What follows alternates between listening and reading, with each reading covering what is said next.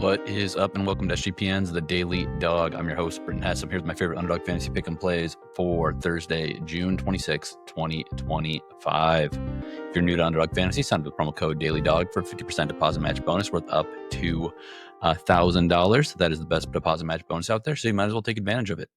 All right, yesterday we had some entries that hit. Pitchers honestly been hitting pretty well lately.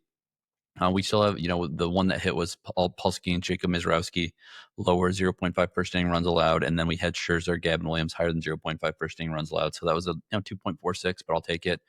We had a refund in one of our 4 main MLB entries and then lost the other ones. Kettle Marte did not perform. Buxton didn't get his total bases.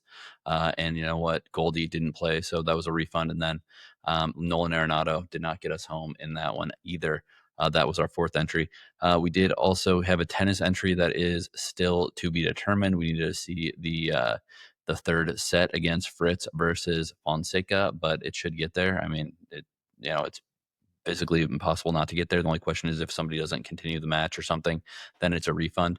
And then also we did hit our Lotto entry 3 out of 4. So that flex 4.25x came home, and it's really annoying that Jacob deGrom didn't get that 8th strikeout in his 7 innings pitch. But it is what it is. That's the Lottos. That's why we flex them.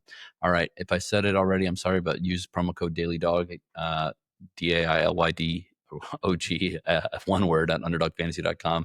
I think I've already said it, but that's the promo code if you have not used it yet. So let's get into our MLB entries for today. We got a lot going on today. MLB number 1, Jacob Wilson, higher than 1.5 total bases against Dietrich Enns, the pitcher for the Tigers, who's been pitching in Asia the last several years. He was in Japan. He was in the KBO. Got picked up by the Tigers, the lefty. He's going to be starting here. Jacob Wilson has just been a dog this year, rookie of the year in my book. Jacob Wilson is a dominant hitter. He has hits for power. He hits for contact.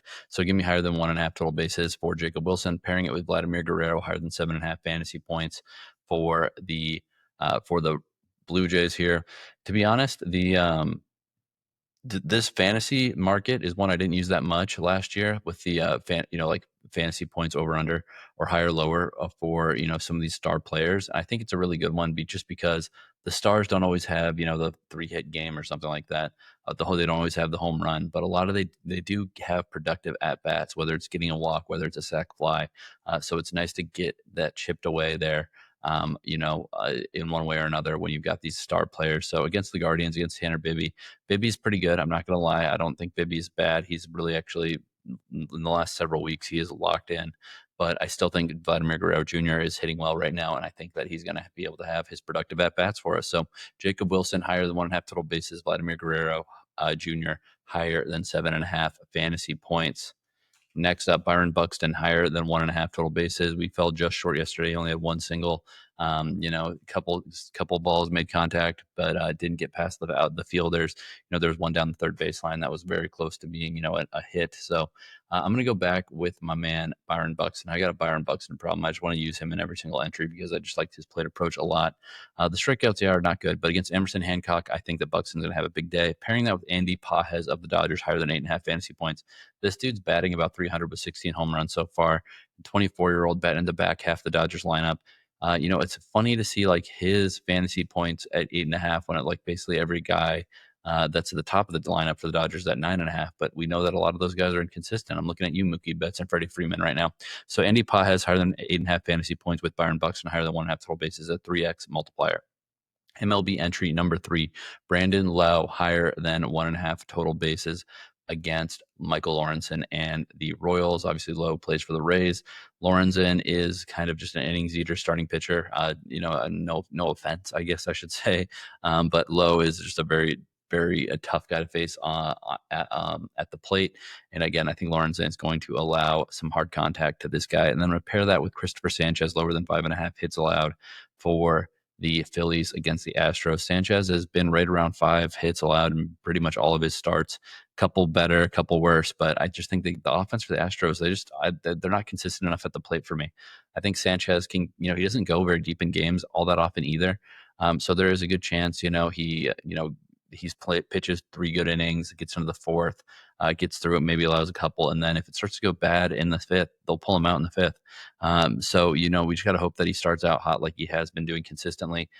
So going to take Sanchez lower than 5.5 hits allowed. MLB number 4, Pete Crow-Armstrong higher than 7.5 fantasy points.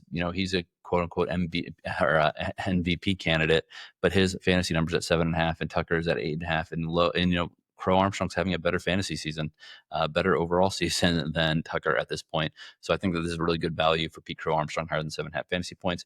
Pairing that with Marcell Ozuna higher than 6.5 fantasy points against Griffin Canning and the Mets. They haven't seen each other a ton, but this lineup, I think he's like 5 of 6 or 4 of 6, or no, 4 or 5 for his career against Griffin Canning. So I like that little sample there for Ozuna. That's a 3x multiplier. All right, we will continue to the pitcher's entries. Jeffrey Springs of the Athletics plus Dietrich Enns of the Tigers, higher than 0.5 first inning runs allowed. These guys, they don't pitch. Enns, who knows what he's going to do coming back from Asia. But I think that he's going to face some tough righties. And Jeffrey Springs, don't trust at all. Then I'm taking Shota, Imanaga, and Andre Pallante in this Cubs-Cardinals game, lower than 0.5 first inning runs allowed. Get out of the first inning, and then, who knows what's going to happen next. Shota's obviously coming back after missing some time. But I think that both these guys can give us 3 outs each. That is a 3x multiplier. Pitchers number 2, Shane Baz, Michael Lawrenson, lower than 0.5 first inning runs allowed.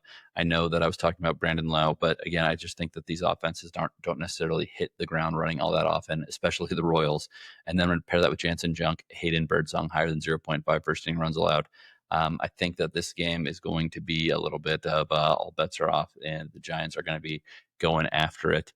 So 3.21x multiplier on that one. Soccer entry number 1, Michelle D. Gregorio, higher than 3.5 saves. It's a game that's being played that is, I don't know if this is the correct word, but I think that it's a game that doesn't really matter for these teams. They're both moving on to the next round, so I think there's gonna be a lot of shots on goal, just kind of throwing them out there, seeing what sticks, because it's not of a consequence. So I think he's gonna have an opportunity to make some saves. And then I'm gonna take Khalid Issa, higher than 1.5 goals allowed. Khalid Issa is another goalie. I'm sticking with a lot of goalies today, if you have not noticed. Next up, Khalid Issa, the goalie for the Alain squad against Wadad. Alain hasn't scored yet. Wadad has actually scored. And I just think that this is another, kind of exhibition game that's being played here. Both these teams are out of it. I think that there's going to be more goals scored because, man, these teams are finally playing against somebody who's in their own weight class. And I think that they're going to want to get some offense going. 3.19x multiplier on that one. Soccer entry number 2, we're going to go with Yassine Bounou, higher than 0.5, 1.5 goals allowed. Apologies for the way I'm pronouncing it, but Yassine Bounou is the goalie for Al Hilal. I think that Pachuca, they had 10 shots on Courtois in their last game. They're going to get goals or shots on goal, and I think that he is going to concede one early. Pachuca is just, it's been a tough run so far. They're eliminated, nothing to lose, so throw the shots on net. Then I'm going to take Thibaut Courtois, higher than 2.5 saves for for Real Madrid. Thibaut Courtois, sorry, I'm just like bouncing through all these different languages and I cannot pronounce these names very well back to back. Thibaut Courtois, higher than 2.5 saves though against a real Red Bull Salzburg. Salzburg, again, they, one of these teams could be missing out on the next round. So they really do need to play well here, is what I will say. They can't just let this thing slide on by. So there is, because if Al Hilal beats Pachuca, they are going to be advancing. Real Madrid and Salzburg, if one of these teams loses, they are going to not be advancing. So there is a world where we go to, tie breaks and goal differential and all that stuff. So again, really important games happening in this group. 3.71x multiplier on that one, though, with Yassine Bounou higher than 0.5 1/2 goals allowed, and Thibaut Courtois higher than 2.5 saves. Tennis entry number 1, Roberto Bautista Agut, higher than 23.5 games played versus Mikkelsen. Again, I think these guys are going to go deep into this one. Bautista Agut likes this tournament. He's going to push hard. Mikkelsen's a better player, so I think that they do end up in a decider set. Similar situation, Jakub Mensik, higher than 23.5 games played versus Alejandro Davidovich Fekina. It's not going to be easy to get this this Spaniard off of these courts. And I think that also that there's a tiebreak possibility for sure in this one. That's a 3x multiplier. Tennis entry number 2, Corentin Moutet, higher than 23.5 games played versus Lerner Tien. Again, neither of these guys is super serve dominant. I mean, Moutet was going crazy with the underhand serves in his last match. I think we're going to go 3 sets here for sure, or tie breaks again are also a factor in these grass court matches. Linda Noskova, higher than 0.5 sets lost, lower than 0.5 sets won against Mira Andreeva. Linda Noskova, lower than 0.5 sets won against Mira Andreeva. Sorry, Underdog changed up how they list some of this stuff, so that's why I was stumbling over it. But that's a 3.39x multiplier with Noskova not to win a set versus Mira Andreeva and Moutet and Lerner Tien, higher than 23.5 games played. WNBA entry number 1, we are going to go with Caitlin Clark, higher than 20.5 points. She has had some terrible shooting games. She's back at home here. I think she can get back on the right track. And then Aja Wilson, higher than 33.5 points, rebounds, and assists. This is 0.9x multiplier. She had 34 in her last game. She is, again, it's a back-to-back. It's a little scary, but I think that she's rounding into form after missing some time with that head injury. Lotto entry number 1, Caitlin Clark, higher than 3.5 three-pointers made. A little bit aggressive, I know. But she's shot like 1 for 17 in her last 2 games. It's got to rebound. It's got to equal out. Then I'm going to go with Michael Lawrenson, higher than 3.5 earned runs allowed. Just don't let him be in the first inning. Will Smith of the Dodgers, higher than 1.5 RBIs, facing the lefty Austin Gomber. Seiya Suzuki, higher than 0.5 RBIs against Andre Pallante. 30.66x or 18.39x if it goes 4 for 4 on the flex. 4.1x if it goes 3 out of 4 on the flex, which is what we hit yesterday. Dong Squad number 1, Brent Rooker, higher than 0.5 home runs. Andy Pajes, higher than 0.5 home runs. Kyle Tucker, higher than 0.5 home runs. 97.49x or 48.74x/8.33x if you flex it. Dong Squad number 2, Bobby Witt Jr. I don't like Shane Baz. That's the pitcher for the Rays. Jordan Beck, higher than 0.5 home runs against old man Clayton Kershaw. Luke Raley, higher than 0.5 home runs against Woods Richardson. 99.58x, flex it. 49.79x if it goes 3 for 3, 7.94x if it goes 2 out of 3.